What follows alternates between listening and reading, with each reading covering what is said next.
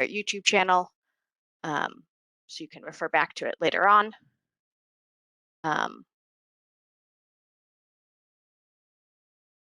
I think that's all the ground rules. I'm going to go ahead and turn it over to Abby DeHart. Thanks, John. Hey, Abby. Yes. Step in second. For anybody that has trouble seeing the screen, in the right-hand corner, you'll see a little button that says Layout. You click on that button, it gives you the option for full screen. This will increase the size. There's also a button to the left-hand side of your screen, looks kind of a pill shape. Click on there, you see a magnifying glass with a plus. It says Zoom in. That'll also increase the size. So those of you that are having trouble reading the print, that can help you see a little bit better on that. I'm going to pass that back over to Abby now. Thank you. Well, good morning, everyone. We really appreciate you all being here and taking the time to learn our new portal. This is the 5th time I will be repeating this week, so hopefully I've got it down by now and I can pass along all the information you need to know.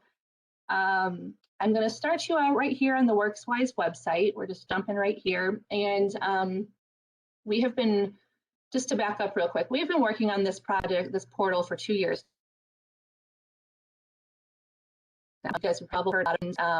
I think what the goal of today is to find that we're not reinventing the wheel. This is not something that is going to completely blow up the OPWC that you know and love. It's very similar to what we do now, just in an online environment. So hopefully, what you take away is that this is a pretty exciting change that's going to have a lot of checks and balances for all of us, both you and our staff, and a lot more functionalities that make it easier to communicate quickly and all be on the same page with projects. So on our on our OPWC website, the Public Works WorksWise training page, you're going to see this is the main hub for all of our news. So anything that you need to know about WorksWise is going to be updated on this page. So anytime that you're having questions or issues, we would advise you to hop on here. It's just off of our main landing page. So ohio.gov, in the top right, you click on WorksWise training, and then it's going to show you the different training sessions coming up. 2 weeks ago, we did our infrastructure liaison training and Clean Ohio district liaison training, and we published those to the YouTube channel. So if you have colleagues today that could not join, that wanted to join, or you just need a refresher course in another month when we go live, you can just hop back on this website, download the link, or grab the link and hop over to YouTube and watch the same training sessions again. As Jen and Will mentioned, if you could leave your mics muted throughout this presentation and ask questions in the chat box. And of course, on the same website for the Public Works training, we will have a Word document available for you. So if you're better with just a hard piece of paper and walking through the steps, that will be available closer to our rollout date. And our rollout date is August 4th. So mark your calendars. August 4th is when we do plan to go live with the portal. And we will have the training materials, the YouTube videos, and then we will also have a training, and if you see down here, on August 11th. It's our statewide training, and it's going to be anyone and everyone that has questions, that just needs to talk to somebody, or you have feedback on the portal. You can log in on that morning and speak with us directly, and we will be there to answer any questions that come up. A couple of things I want to point out on this page. July 7th from 9:30 to 11:30, we have our statewide infrastructure disbursement training. And that training link will be just like this one up here. There's no need to RSVP for it anymore. We're just going to drop the link so you can join in if you have time. Also on that same date, July 7th from 1:30 to 3:30 is our Clean Ohio disbursement training. And again, no RSVP needed. We will have the training link available a few days prior to the training. It will be set up the same way that this one was set up. One of the first things you are going to have to do today, if you have not already, after you get done with this training, is you need to request access to the WorksWise database. WorksWise is our internal name. This platform is a Salesforce-based platform, and there will be username and passwords in order to administer your projects. Right now, we are guaranteeing 1 license in WorksWise per applicant. But if you are working for a larger city or county, and maybe you have a water division and a road department and a wastewater department, and you all work very independently from each other, you do have the option to request additional usernames and passwords, and we review those requests on a case-by-case basis. This year, we're not sure what to expect as far as usernames go. So we do have a budget. Every username costs money. So we do ask you to be considerate in your requests and make sure that if you are requesting it, it's due to the operational need. Long-term future improvements, yes, we hope to be able to give anyone and everyone access that wants it. But for this year, it is 1 per community, and for larger organizations, you can request them, but we will consider those on a case-by-case basis. In order to request the actual username, you're going to go down to this link below. It says click here to request a login to the public WorksWise portal. It's a pretty simple link. It's a jot form. Jot form is just a company that helps us manage data that comes in. And all it's going to ask you is your name, your information, the subdivision you're representing. It's going to ask if you are with a consulting firm. And we have a specific process if you're working with a consulting firm. If you're a consultant and you're trying to gain access to different communities so you can apply on their behalf, you have the option to do so through this jot form. You would just click yes here, and then you can go down and you put in your employer's name and information, and then you can go ahead and upload the form that's required. We have a new form with the Ohio Public Works Commission. It's called the Letter of Authorization form. And basically what this form is doing is giving you as a consultant or somebody outside of the applicant's own business access to work on their behalf in the WorksWise portal. It's a very simple form. The applicant would fill it out, designate who has access to their business dealings with OPWC. And then when you fill out your new customer registration form, you just drop that letter of authorization here, and that gives you permanent access to the portal.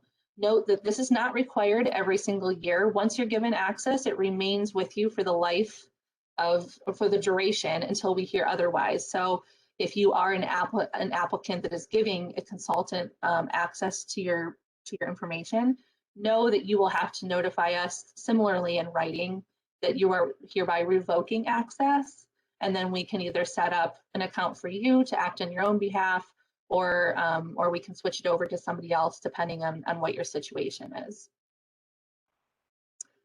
A few other things I'd like to point out on this page. At the very bottom, we have our public WorksWise FAQs. So you can see consultants working with multiple subdivisions. That has come up quite a bit. County engineers' offices acting on behalf of townships. They do the same thing. You fill out the letter of authorization form. And finally, another question came up about, do district committee members need logins? They do not. But as we start getting questions coming in, this is a good place down at the very bottom of the web page here to just check in and see if there's any new FAQs that maybe you haven't seen yet, or there's already an answer to your question on this website. Finally, because we want this rollout to be a success, and we know that there's probably some apprehension among some of you about what all this will entail, we do want to ensure that you have great ways to contact us for any reasons.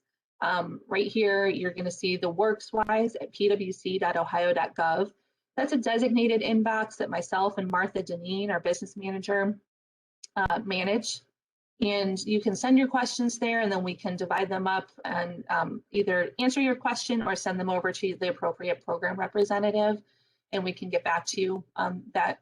The other option is down at the very bottom, the main line number, 614-752-6829. You can call that and speak directly with Martha, and again, she can either assist you with logging in or direct you to somebody who can. But those are the two best ways when you're having any types of issues within the portal to reach out to us, and we can help you out. I'm going to jump in right now. And I'm going to apologize now. I have been speaking so much this week. I'm going to be aggressively quenching my thirst today. So please don't get too irritated with me for that. On or about August 4th, you will be getting your username and password for the Salesforce portal, and it will look something very similar to this. Every different type of user has a different URL, so this is just the URL for our development platform, but we will provide links, and they will come through email to you, and you will get landing on a page like this where you can use your login and password. A few things that just real quick I wanted to note on this one. Salesforce, if you type in your password wrong more than 2 times, Salesforce will force a hard reset on the password. So if you type in your password once wrong and then you type it in twice wrong, don't try the 3rd time because it will lock you out. After the 2nd time of typing it in wrong, you just simply hit forgot your password, and an email will be sent to your inbox directing you to a link where you can quickly reset your password. So if you type it in wrong 3 times, then you're locked out. So that is kind of one of the quirky things to Salesforce. So just ensure you're only typing in the password incorrectly twice. Hopefully you get it right the first time, but I know we've had some issues with that internally as well. I'm going to go ahead and log in.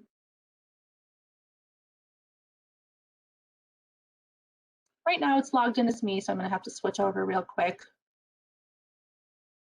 Our staff has the ability to log in on your behalf at any time. So if you're having issues within Salesforce, you can always call us, and we have the option to log in as you, so we can see kind of what you're seeing. I think we just had a question pop up. Jen, can you go ahead and read that question? Yes. Would multiple licenses be allowed for communities in which a consultant serves as the city/village engineer? There is some concern with a consultant having communities only access to WorksWise. Yeah, so we are allowing consultants can apply for WorksWise access, and then the community can also request one. The difference though is that those 2 accounts will not be married, so to speak, unless, let's say the consultant puts in an application and they list the project officials as Joe Smith, Jane Doe, and Abby Dehart. You would have to ensure that either Joe Smith, Jane Doe, or Abby Dehart had the username and password for that same community. Otherwise, the system wouldn't recognize that those files are linked, if that makes sense, that those applications are linked. So in order to do so, you would just have to ensure that the people that need to see those are on the project as project officials. So you could give, the CEO a login as well to be able to access it, but they would have to be listed on the original application. So sounds a little confusing, but it's just making sure that the names are linked and relevant within the system. And Sean, we can help you through that a little bit more if needed as time comes. So a few things.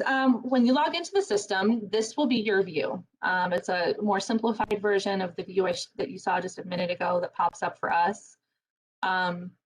This is the main general landing page that's showing the list of projects and applications.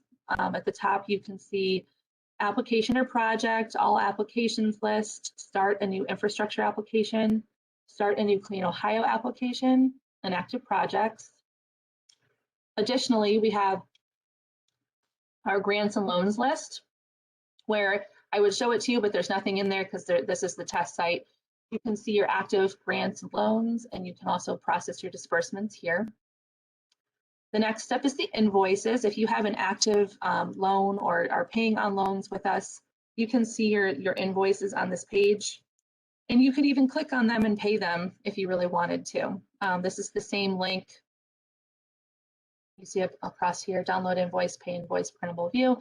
This is the same link that's available on our website for the CFOs that are paying your invoices. So the invoice page is not password and username protected, but we just put this on here so that you have a one-stop shop for everything related to your subdivision.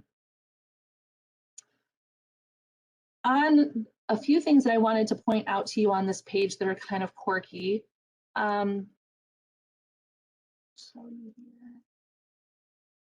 Normally, when you log in for the very first time, this will be the list that you see that says recently viewed. This list is populating for me because I have recently viewed all of these items. However, as a new user to the portal, this will probably not show you anything. So you're going to land on this page and you're not going to see anything probably, and it's going to say recently viewed in this left corner, and you're going to be wondering what the heck's going on. So one thing that you have to kind of get used to with Salesforce is these views. So if you are an infrastructure applicant, I would select all infrastructure, and then you can use this little pin, this list view here. And anytime you get to the home page, it's automatically going to default to all infrastructure. Or if you have All Clean Ohio, you have that same option there, and you can pin the list the same way. So it's all kind of dependent on what you want to see. And you can, it looks like they dropped some more in there if you wanted to see the different options that are funded. There's different ways, so you can pin the list that you want to see every time that you log into the portal. Another thing I want to point out here is, say you see all these 4 apps that you really want to work on, and you want to see them across the top. You can right-click on any of the little blue links, and it can open in a new tab. And then you have the projects across the top. So here's one that you might want to see. Maybe you want to see this one and you want to compare the two and see where you're at with them. So now you have the main list view, you have the one application you wanted to see, and then the second application you wanted to see. Okay, so those are some of the nice things. You can close out those tabs once you're done and handle that however you want, but just some little functionalities of Salesforce that you should be aware of. We also have, you can search the list. So the search feature here will pull up anything that you can see right here that you're able to search from. So if you wanted to search for something, you could search the list. And we also will have some filters put in as well, so that you can filter different views. So if you have a lot of projects with us, since this is the test system, there's not a lot of data right here, but if it will eventually show all of the applications that you have with us. And if there's a way you want to filter them, maybe you only want to see ones from a certain funding rounds. Maybe you only want to see ones that are infrastructure funding. Maybe you only want to see bridge projects. Whatever the case may be, you can use the tools and these filters to filter out exactly what you want to see on this list. Double checking. I'm going to jump in and start showing you how to actually apply for funding today. We are only walking you through how to apply for funding and submit project applications. As I mentioned before, July 7th is the date that we're going to do the disbursement training. But a few things that you need to be aware of before you start filling out an application. First and foremost is that every district still has the ability to set their own dates and deadlines. So no district looks the same, no district has similar methodology.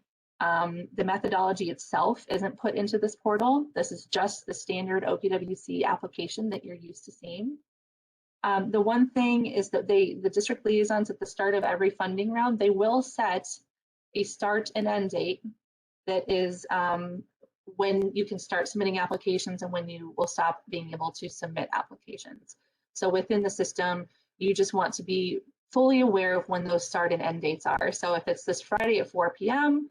and you've had this application sitting all week and you forgot to submit it, and at 4:05 you just decide you want to submit this application, if the liaison has set the deadline at 4 p.m., you will no longer be able to submit that application.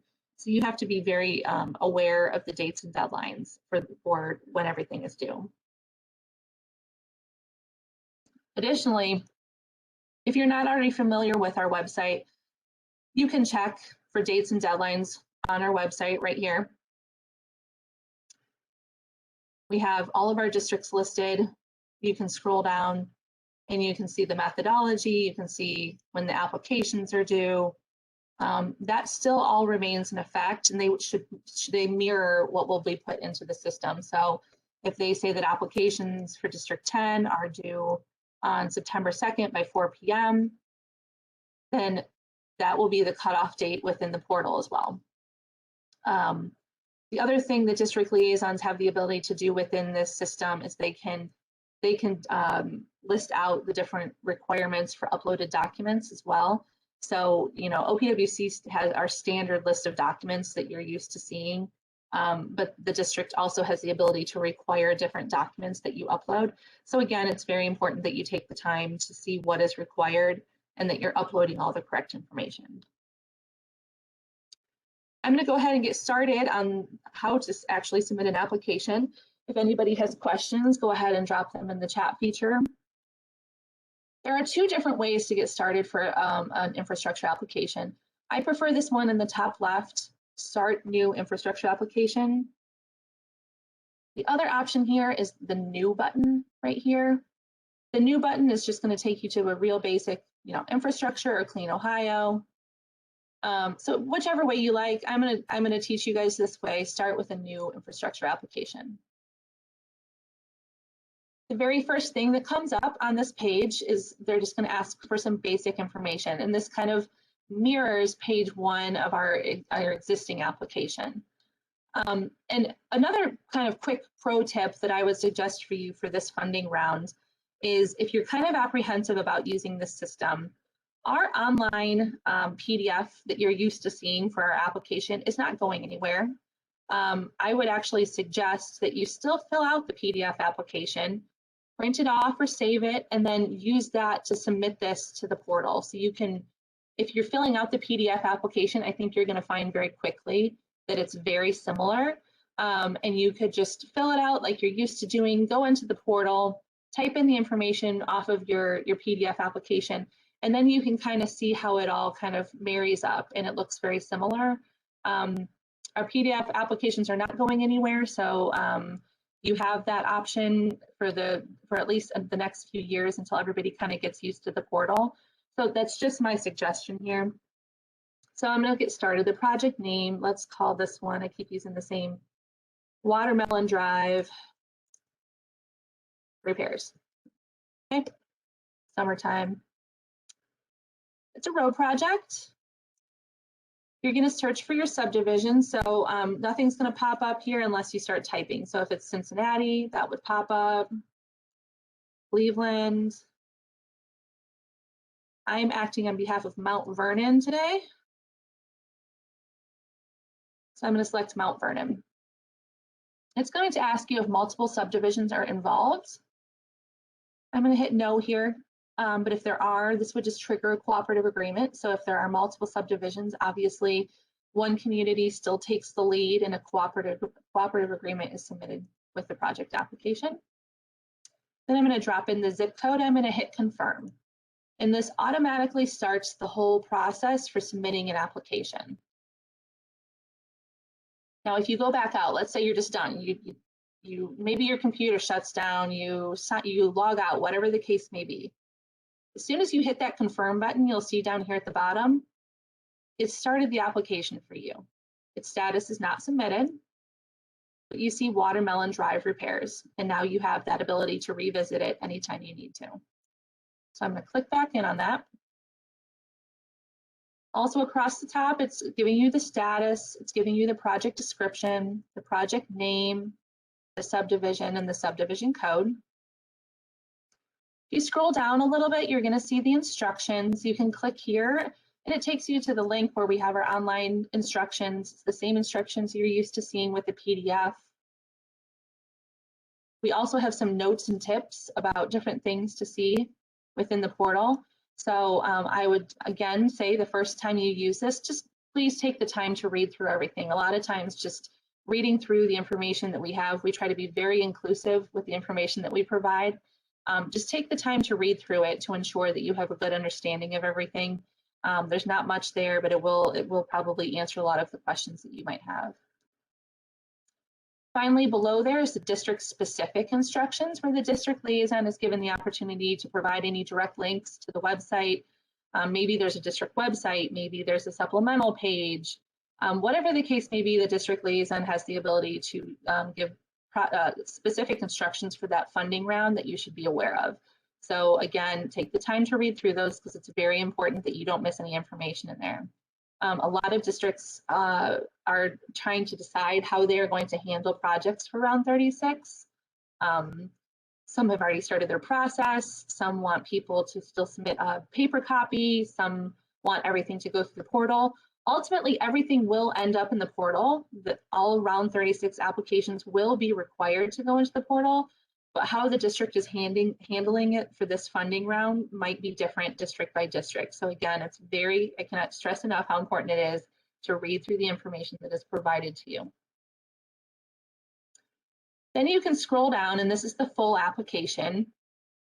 It's very similar to what you're used to seeing, just kind of in a digital layout, so to speak. I would advise that you use these little tabs up here across the top, and it breaks the entire application into different sections for you, so it's very quick and easy to fill out. So the first one was the edit the project information button, and that's what we had done when we first have the ability up until you hit the submit button and submit it to your district liaison. You always have the ability to go through and modify those as needed. The next one is the edit project financials button. This is what you're used to seeing on page 2 of the application.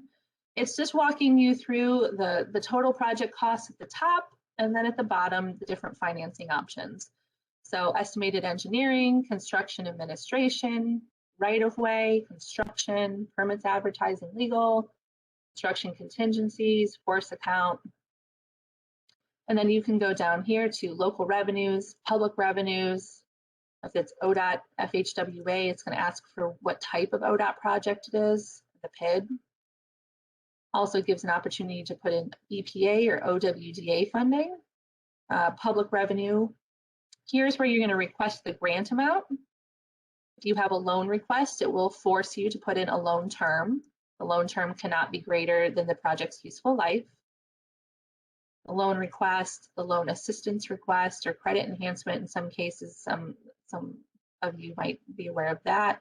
And then finally, the portion of new expansion. So if your project is a new expansion project, what portion of the funding is new expansion? So for this, I'm going to keep this super simple.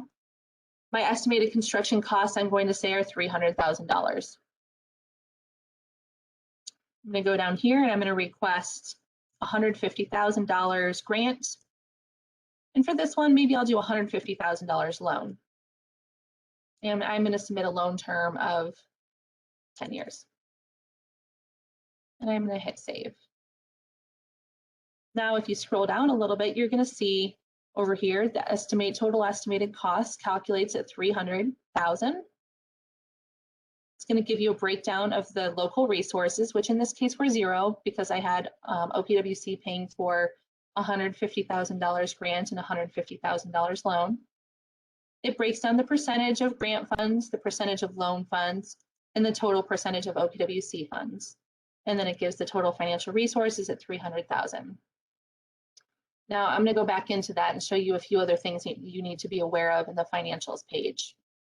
Let's say you went in and you originally put in $10,000 of engineering, and then you decided, no, we're not going to do engineering, and you just delete. Okay, and you hit save. You're going to get a big old red error message across the top of the page letting you know that this field must be completed. Well, I don't want engineering. That's why I left it blank. The reason you're getting it is because there's not a 0 in this field. Okay, so anytime there's this little red asterisk right here, it is a required field, and it just means it wants something in that field. Salesforce requires that all those fields be filled in with something if there's a little red asterisk there. So now I can hit save, and you can see that went away. If you scroll down a little bit more, there's more drop downs in this little arrow here. We're going to type in our project schedule next. These are really simple to enter. It's the same project schedules that you're used to seeing, just with a little calendar date. I encourage you to use the calendar, and you just select your dates.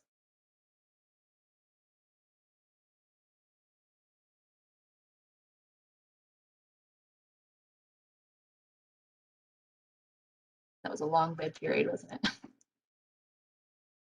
keep going through here. Okay, and you hit save. So now again, you can scroll down here and you can see that your dates, right here, the project schedule, were populated. Okay. Next step is the project useful life. I'm going to put in 20 years, and it's asking for the estimated last year of improvement. I'm going to put 1920. This is a super old road that just Watermelon Drive really needs some work. Next up is the edit user information. This is, as you can see, there's no little red asterisks here.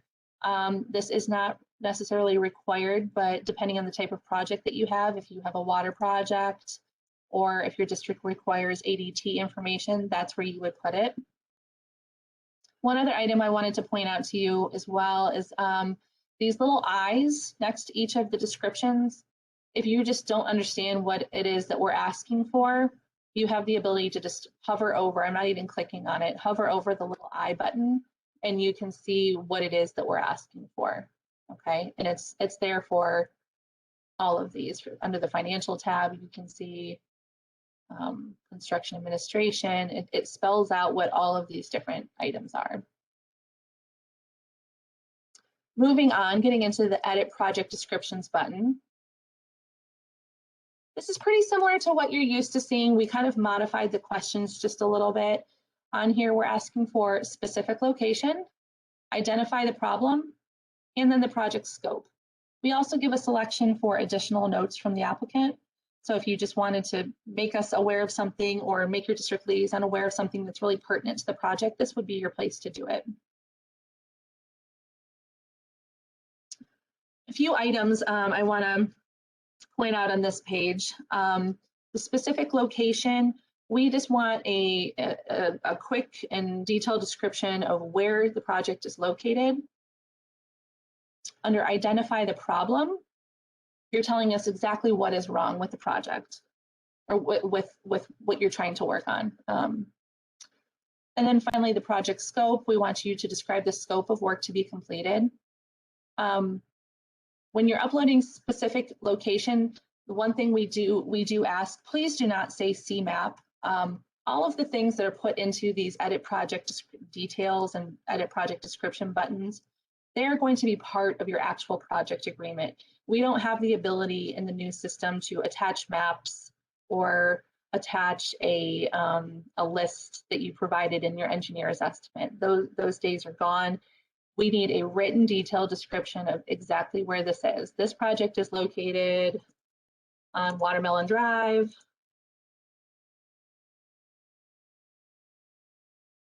In the city of Mount Vernon, Ohio.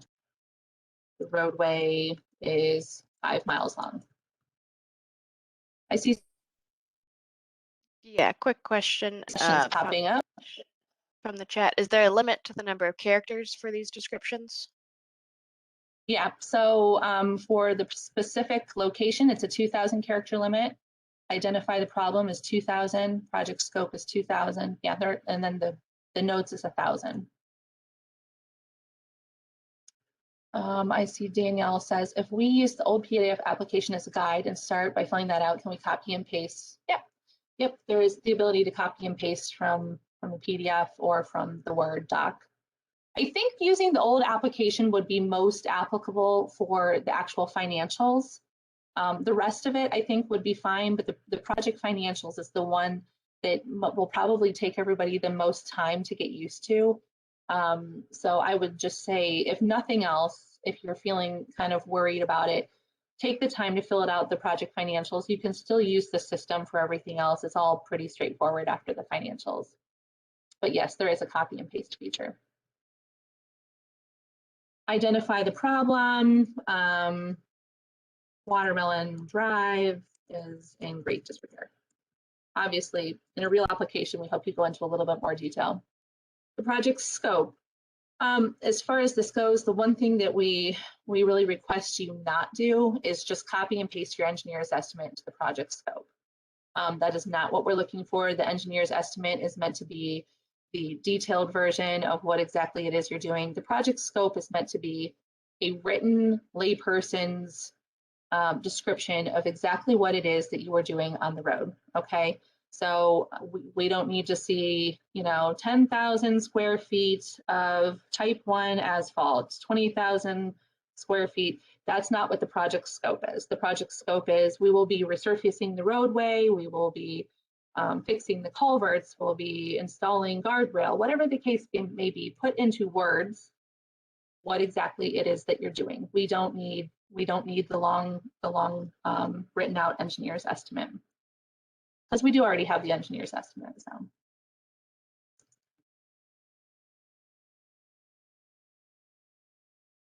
Okay, so I'm just going to type that in. And then additional notes. Additional notes can also be used if maybe you have priority points in your district. You're submitting 2 applications.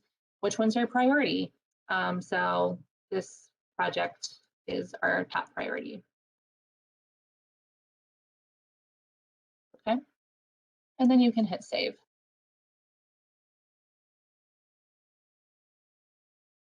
You go down to the next one where it's the project officials. Again, same order that you're used to seeing. Here, if you have a new contact, you just hit the new contact button and you fill out their information. On this page, it's extremely important that you do give an email, and you can see with the asterisk, it is a required field.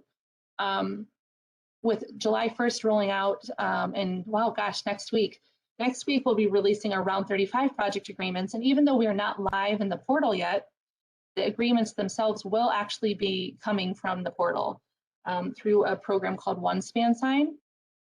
OneSpan Sign will send you an email with a link to your project agreement and instructions on, you just click the link, it's going to take you there and it's going to show you how to e-sign the project agreement. And then once it's e-signed, you'll get an emailed version of it back, and you can save that PDF for your records. All 3 project officials will get that notification, but only the project CEO is the one that will be signing the application like you're used to seeing previously. So it's just important that we absolutely cannot stress enough that you have to have a working email address on this in order to make it work. I have had a few questions since trainings went up this week about maybe your project CEO works part-time or is not great with email, doesn't check email. You have the ability to name whoever you need to as the project CEO. So if the CFO or the fiscal officer for your community kind of handles more of the daily items, you're welcome to put the email address of the person who's going to actually be pulling the project agreement so that they can see that it's there. So just know that you have that flexibility, but we do have to have an email address for one of you so that we can get you these documents in a timely manner. If for some reason the CEO changes and maybe you didn't update the email address in time, we have the ability to resend the project agreement through email again. So you would just reach out to your program representative and they would resend it to the updated project person. Who all will the notification go out for this year? What notification specifically, Chris? And you can hold the spacebar key down to talk if it's easier.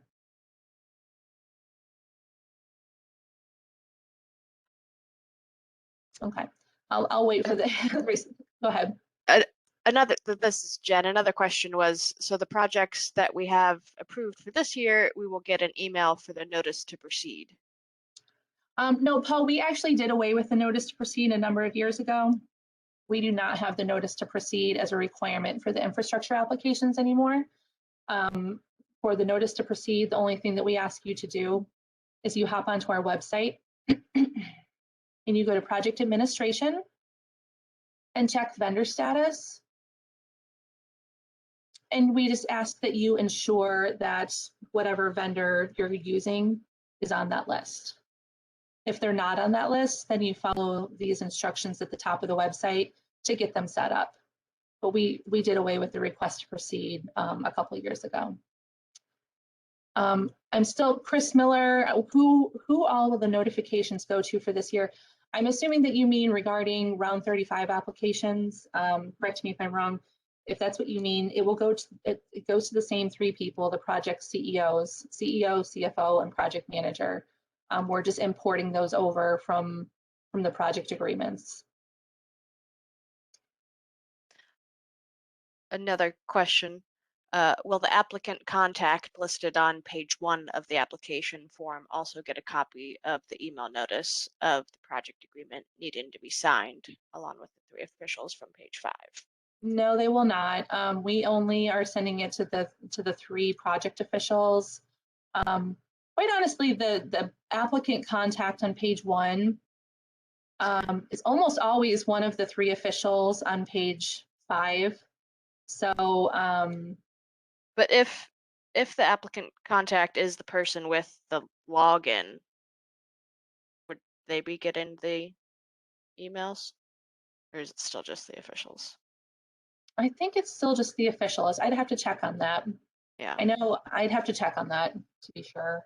That's something we can, Jen, if you want to make a note to follow up with Craig on that one, we can ask who else getting it.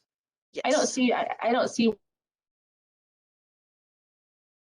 for this year the officials, just because our system we don't have usernames and passwords set up for round 35 yet.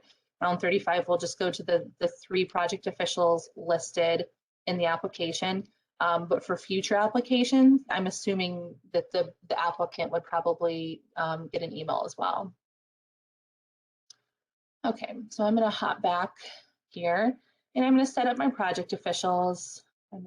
These are project officials that are already set up within the system. And once you have them set up, it's really super simple. If you need to change them in any way, you can log in and do so. Hit save. I'm going to scroll down a little bit.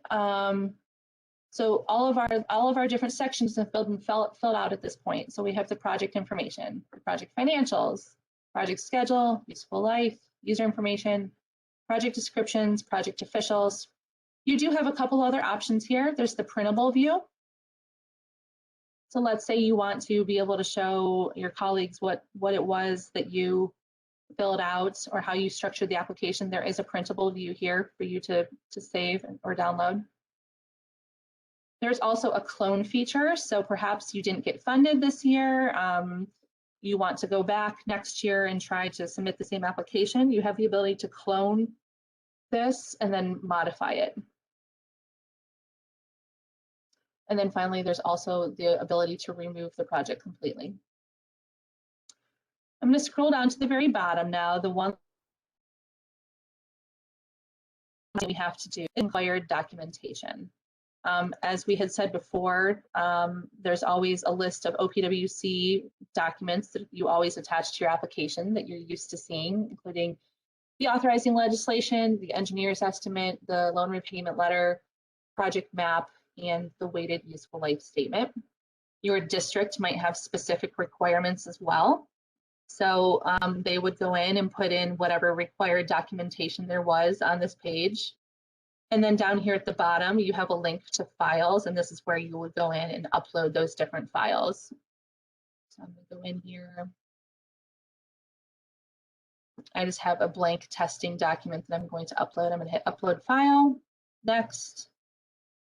And then it's going to ask you for the title of the document. So it just takes the title that the file is currently called. So you can either rename it or leave it as is. And then it's going to have you choose the type of submission. If you accidentally, let's say you hit approved budget and you really meant for it to be authorizing legislation, and you did, then to say, wait a second, we see that you uploaded, the approved budget, but you didn't upload the authorizing legislation, therefore we can't allow you to proceed. So until these documents here have been listed in your submission types, you will not be able to upload your document, your application until you're done. So now you can see that it's dropped in there. You can click on it to review it and see what it is. You can upload a new version at the top. You can even edit the file details. So you want to change it something to a new name. You want to change the submission type. You have that feature all at the top of this page here. The one thing that this system, that Salesforce cannot do, is when it's looking at the authorizing legislation, it's not smart enough, so to speak, to be able to go, yep, that's authorizing legislation, I can tell. It's just taking you at your word. So if you say it's authorizing legislation and you label it as authorizing legislation, that's what Salesforce thinks it is. But if you update, let's say you label this as project map, and it's, you know, photos from your summer vacation on accident, the system's not going to be able to tell that you have it incorrect. So that's when your district liaison would open it up and go, wow, it looks like you had a really great vacation, but this isn't a project map. Okay, and they might send it back to you for correction. So just be aware of what it is that you're sending in, double check your files, because some districts might be more forgiving than others on not having those uploaded documents filled out correctly. So you just need to ensure that you're uploading the correct items. So I'm going to finish dropping these in really quick. So I need to do the engineer's estimate next.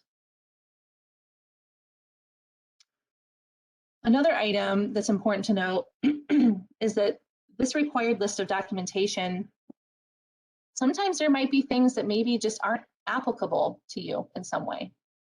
And that's okay. So like you had seen, I have this testing document that I'm doing. Where am I at here? I think I'm on the loan repayment letter. I have this test document. Perhaps there's something on here that just is not applicable to your project. Maybe your district is requiring water and sewer rates or something, and you don't have a water project, and you're not really quite sure how to get around that. What you can do is use the test document or a blank document like this one. It's just a Word doc. I typed test doc in it, but you could type in water and sewer rates equals not applicable, and you could upload it. And that way the system will allow you to submit an application, but you can, that's kind of letting your district liaison know, hey, I saw it, I see that you wanted it, but this doesn't apply to me. But it doesn't prevent you from overriding the system or submitting your project application. So this is kind of a workaround for things that might not apply. Piggybacking off of the required documents, we got a question that says several districts want their district form and often small government forms filled out and submitted as part of the OPWC application. How will this be handled? Yep. So under upload files, I'm just going to do one more here with my test document. You still have the ability, you can see there's more than just the required document list or all these different submission types. Okay. We polled all of the districts and asked for anything and everything that they have ever required. So you have the self-score sheet, the wastewater ordinances, water main break documentation, work plan. And then there's also this other one called other. That one, this one. You can submit other, and you could call it small government docs. Okay. So you have the ability to upload as much information as you need here. The other thing too that I wanted to point out is when we were talking earlier up top about these different project descriptions, and maybe you're getting real, it's a really complicated project, 2,000 character limit just isn't going to work it, right? Put in the basic information that OPWC needs to know in order to issue you a project agreement, but maybe you have a really long, lengthy, description of your project. You can save that as a Word or a PDF document, and you can upload your file here. And you can upload, there's no limit to how much you upload at the bottom. And you can, you can either call it whatever it is, engineering studies, and you can hit save. And that way, that's another document that's associated with this application. I think we had some more questions. Yeah, again, piggybacking off of documents, if we do a joint project, do each of the separate authorizing legislations need to be separate files, or can they all be one? It can be whatever is easiest for you as the applicant. If you can combine them into one PDF, you can upload them just as one file and label it authorizing legislation. Or you can have multiple documents and label them all authorizing legislation. The system won't be mad about that. And one more question. Our district typically has a September application deadline, but a November deadline for authorizing legislation. Will the district need to change their schedule, or will there be an ability to submit an application online without that required document? So I think in this case, it would be um, what Abby mentioned about her test document of it not really being an authorizing legislation. So you would submit a piece of paper that says authorizing legislation to come on X date, and you would upload Real, that. Or go ahead, Jen, Abby, sorry, if that's wrong. I'm going to interrupt you on that one because this is, I know District 2 does this. Cindy, we are going to have all of the authorizing legislation submitted with the applications. And I'm going to talk to Fred about that, but we can't have them being sent separately any longer. So the authorizing legislation will be required with the project application. I think District 2, does anybody else do that? Jen, do you have other districts that submit authorizing legislations later? District I don't. 1 has started. Okay. Okay. We Being need, more loose. and Linda Bailiff and I, if Linda's on here, we have discussed this, and we would prefer that the districts And District 3 allow. as well. Sorry. Okay, District 3 as well. We need those authorizing legislations to come with the applications. Thanks, Abby. This is Linda. I am going to interject, and I do appreciate that. This is a legal requirement, and historically there's been some flexibility and wiggle room on that, but that is why you don't have to sign the application. This is saying that this community has provided legal authority to go ahead and proceed with this. Otherwise, there is no legal authority. So it is pretty important. It is something that we'll have to work with the districts on. The other comment I want to make while I'm on here is regarding small government, and I appreciate that question earlier about the submission of small government documentation that some districts do say you've got to submit this at the time you submit your original application. Another thing that I need to address with districts who do that, but I think you just need to make it really clear if your district does require that you are certainly specifying that this is separate and apart your small government documentation, which you are doing as an attachment. But I know some districts say you can now make that change in funding, and therefore this is your actual small government submission. We've just had a lot of confusion about that for many years, even with paper, that the small government request is truly separate and apart from that district, that you're already modifying your request for small government so that we entertain the correct request.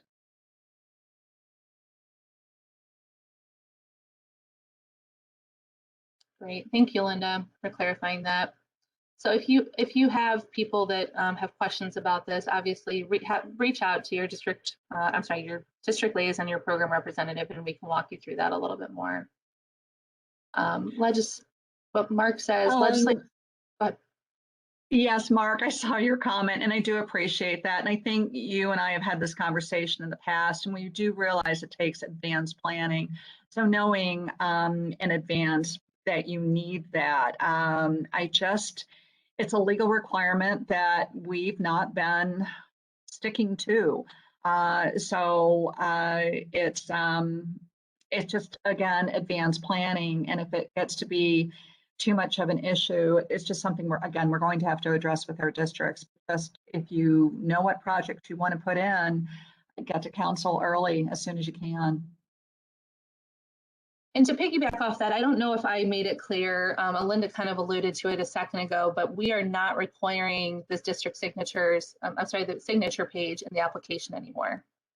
So that signature page that you're used to seeing where the project CEO signs it, that's gone, which is why it's even more important that we have that authorizing legislation. We kind of internally decided that authorizing legislation was fulfilling the legal purpose of that signature.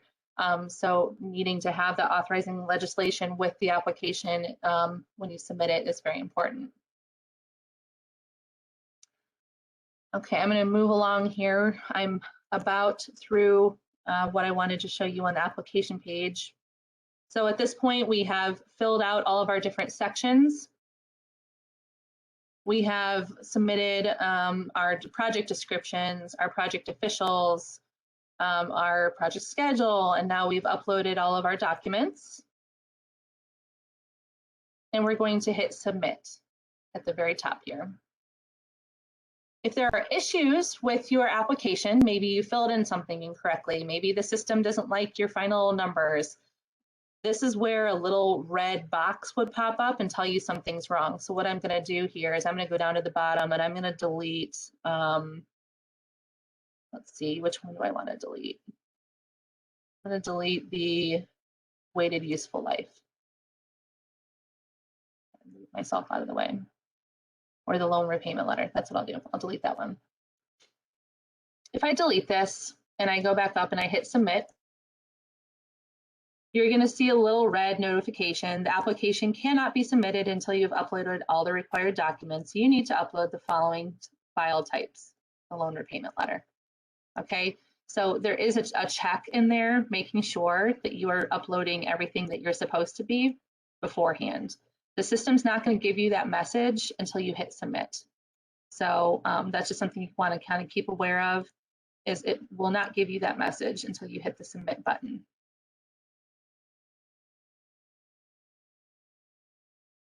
So I should be able to submit my loan repayment letter.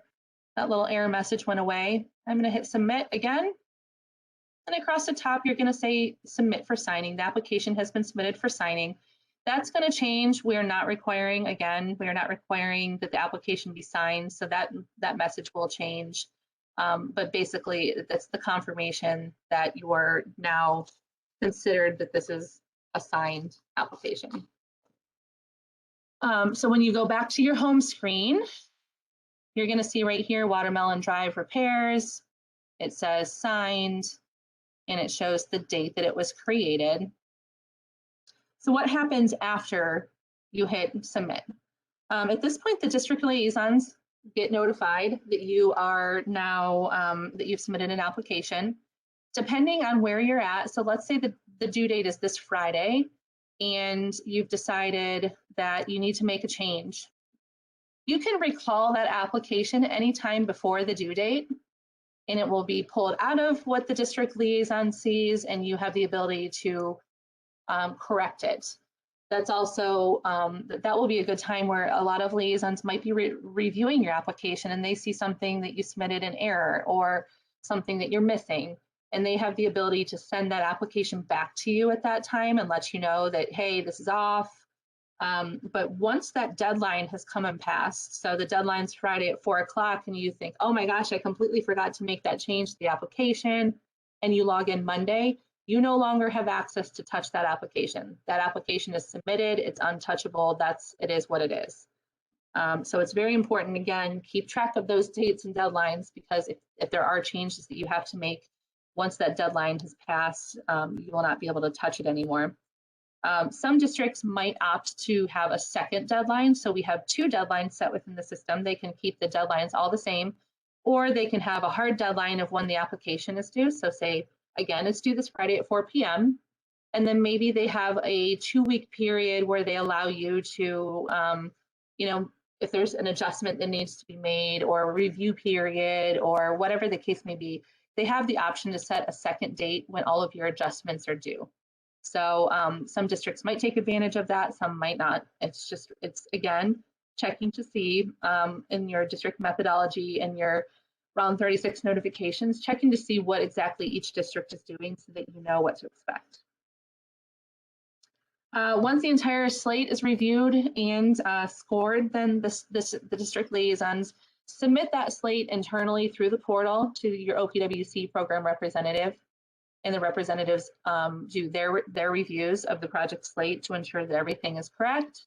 And then we issue our project agreements on July 1st through the one span sign email process. We had some questions yesterday about how different district committees are going to be able to see projects in the portal. The district liaison has the ability to download all of the agreements and send them out as needed. The liaison will have the ability to download the scoring sheets directly from the portal. So the district liaisons are the ones that are handling that, and they have all of the capabilities set to disperse information to the committees as needed. Committee members do not need to have logins unless they are actually applying for funding themselves. A few other things as I'm wrapping up here, and this is when you guys can chime in with any questions that you have. Obviously, OPWC expects that going forward after August 4th, which is the date that the portal goes live to the general public, we will expect that you will maintain and manage your project within this portal. That basically means that project agreements, project applications, project disbursements, changing of CEO, CFO, project managers, any type of maintenance of the project officials comes through the portal. Payment for your loan invoices through the portal. And then you also have the ability to communicate date and deadline changes. So if your project is pushed back 6 months, you can also manage those changes through the portal. On this related tab here, as part of your application, there will be, it's non-functional right now for whatever reason, but through here, there will be a little space where you can communicate with your district liaison or your program representative, and you can communicate changes to your application or to your project agreement. So if there's something going on, maybe a project official left, you can use this related tab to keep track of all of your communications. And it can even send emails through the system to the people that you select. So that's kind of nice because then you don't have to search through your email history saying like, I know I notified Abby on this date that this changed and she's saying she can't find that anywhere. Well, if you do it through the system, then we have a long track record of exactly what communications were sent. So just something to be aware of. The final thing I wanted to point out in regards to the loan invoices is if you do owe a past due loan and you come into the system and you try to submit an application or you try to process a disbursement request and your loan payment is more than 30 days late, the system will prevent you from being able to process anything until that loan is paid in, not paid in full, but the past due amount is due. Okay, so we give you a 30-day grace period when your loan payments are due. They're due on July 1st and January 30th of every year. And we gave a 30-day grace period after that. If you are trying to submit an application and you still owe us money for an outstanding invoice, the system will prevent you from proceeding forward until that invoice is paid. And then you can get into contact with your program representative who can, either facilitate that payment or if you think it's an error, we can override it. There are options, but one of the perks of the system is that with a very small staff, we're a staff of 8 people currently, managing hundreds of millions of dollars, with a very small staff, having a system that kind of creates checks and balances for us so that we're all on the same page is very helpful. So if you see something pop up and you're trying to do something in the portal in August and it gives you a message that your loan is more than 30 days late, that's when you probably want to download your invoice and get in contact with your CFO or fiscal officer and ask them to remit payment through our portal or through just a regular check, and then we can go ahead and give you those functionalities back in the system to apply for our funding or to disperse. I'm about to wind down here, folks, so if you have any questions, start dropping them in now. Just a few other important announcements. Again, disbursement training is on July 7th. The link is on the WorksWise page. We have additional training on August 11th for anyone that has other questions as you start to play with the portal. And as always, you can email us at workswise@pwc.ohio.gov for more information. And don't forget today to sign up on that JOT form for your username and password. And you will get a confirmation email if you sign up today. If you signed up in the last few weeks, there was no confirmation email at that time, so we received your request. We're just sitting on it until we get closer to August 4th. If you're signing up for the first time today, you'll get a confirmation email letting you know we received it. And then closer to August 4th, you will start to get your logins and passwords and links so you can get started. The rating sheet. Hi, Joy. It looks like we have a question about covering the rating sheet. This is not something that we're going to go into district-specific information regarding the rating sheet. If you have questions about the methodology, you can reach out to your program representative, Jennifer Klein, or if you're in District 2, that would be me. or you can reach out to your district liaison. We are not covering the rating sheet specifically today. This is just specific to the portal itself. Other questions?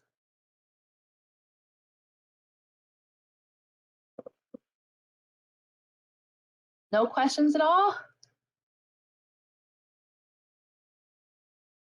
Okay, well, if we do not have any other questions, I just wanted to take the time to say thank you so much to everybody for joining us today. We really appreciate you being here and taking the time to learn our new system. If you have questions, don't feel bad about reaching out. We're happy to help in any way that we can. And we're really excited to have you all joining us in the next month and a half in the new portal. Mark asks, will the CFO require access to pay the loans? No. Oh, I see. Yes, no, the CFO does not require access to pay the loans. That's actually on just our main website, Mark, pwc.ohio.gov/loans. And just like with all of our invoices, they can just click on the invoice link and it's an unprotected page where they can pay. That one does not require username and password specifically because we didn't see that many people were going to want to log in and pay thousands of dollars on other people's loans. At least to our knowledge so far, that nobody has wanted that option. So that is not password protected, no. Okay, if there's no other questions, I'll let you go. Feel free to drop information in and I'll stay on to answer some questions. Janine asks, what if we use a consulting group to complete and submit the application? Do they require a separate username and password? Janine, if you hop on our website, I'm just going to drop the link right here. We do this question about how to handle that.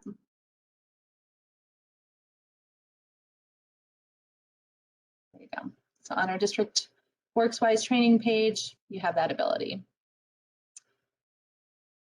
Will villages and townships within a county be able to get their own login? Yes, everybody can get their own login. You can go ahead again and hop on this WorksWise training page, the link that I just dropped, and that's where you ask for, you can sign up for your username and password.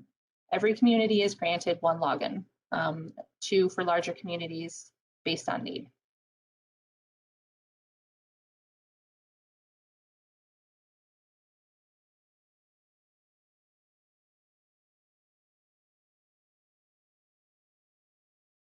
Okay, seeing no other questions, I'll stay on. You can keep dropping questions, but anybody else, if you're good to go, thank you again for joining us. We really appreciate your time.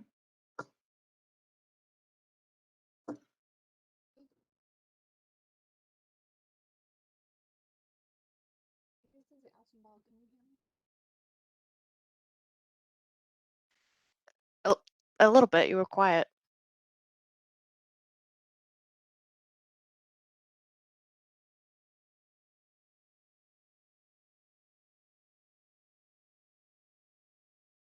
Go ahead and end recording now. Thank you very much, everyone. Thanks, Will.